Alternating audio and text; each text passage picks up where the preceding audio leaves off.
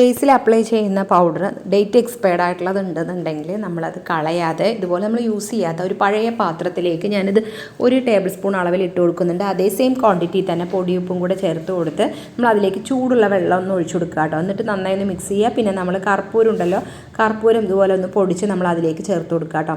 ചേർത്ത് കൊടുത്തിട്ട് ഈ വെള്ളം നന്നായി ഒന്ന് മിക്സ് ചെയ്തതിന് ശേഷം അതിൻ്റെ വെള്ളത്തിൻ്റെ ചൂടൊക്കെ ഒന്ന് പോയിട്ട് നമ്മളിതൊരു കുപ്പിയിലാക്കി കൊടുക്കുക. നിങ്ങൾ സ്പ്രേ ബോട്ടിലാക്കണം എന്നുണ്ടെങ്കിൽ സ്പ്രേ ബോട്ടിലാക്കാം.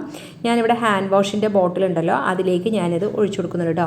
എന്നിട്ട് നമ്മൾ ഇത് യൂസ് ചെയ്തിട്ടുള്ള കുറേ ടിപ്സാണ്. നമ്മുടെ വീട്ടിൽ രാത്രി സമയത്ത് പണികളെല്ലാം കഴിഞ്ഞ് കിടക്കാൻ പോകുന്ന സമയത്ത് കൗണ്ടർ ടോപ്പിൽ ഈ ഒരു വെള്ളം യൂസ് ചെയ്ത് തുടയ്ക്കുക. അതുപോലെ തന്നെ ഗ്യാസ് അടുപ്പിൻ്റെ അവിടെയൊക്കെ നമ്മൾ ഇതുപോലെ തുടയ്ക്കുക. ഡൈനിങ് ടേബിളൊക്കെ തുടയ്ക്കുകയാണെന്നുണ്ടെങ്കിൽ പല്ലി വരുന്ന ശല്യം, ഉറുമ്പ് എന്തെങ്കിലുമൊക്കെ വെച്ചിട്ടുണ്ടെന്നുണ്ടെങ്കിൽ ഉറുമ്പൊക്കെ വരും. ആ ഉറുമ്പ് വരുന്നതൊക്കെ ഈ ഒരു പൗഡറിൻ്റെ സ്മെല്ലുണ്ടെന്നുണ്ടെങ്കിൽ പോകട്ടെ. അതുപോലെ ഉറുമ്പുള്ള ഭാഗത്തൊക്കെ നമ്മൾ ഈ ഒരു വെള്ളം ജസ്റ്റ് സ്പ്രേ ചെയ്ത് കൊടുക്കുകയാണെന്നുണ്ടെങ്കിൽ ഉറുമ്പ് ശല്യം ഒഴിവാകും. ഓരോക്കെ മിക്സ് ആക്കിയിരിക്കുന്നതുകൊണ്ട് പല്ലി, പാറ്റ വരുന്നതൊക്കെ നമുക്ക് ഒഴിവാക്കാനായിട്ട് സാധിക്കും കേട്ടോ. പിന്നെ ഈ ഒരു വെള്ളം നമ്മൾ ഈ ഒരു ലിക്വിഡ് നമ്മൾ തുടയ്ക്കുന്ന വെള്ളത്തിൽ, വീടിനകം തുടയ്ക്കുന്ന വെള്ളത്തിൽ നമ്മളതുപോലെ ഒന്ന് മിക്സ് ആക്കി കൊടുത്തിട്ട് നമ്മൾ വീടിനകമൊക്കെ തുടയ്ക്കുകയാണെന്നുണ്ടെങ്കിൽ വീട്ടിനകത്ത് നല്ലൊരു മണവും അതുപോലെ ഉറുമ്പ് ശല്യവും പല്ലിയുടെ ശല്യമൊക്കെ ഒഴിവാക്കാൻ പറ്റും കേട്ടോ.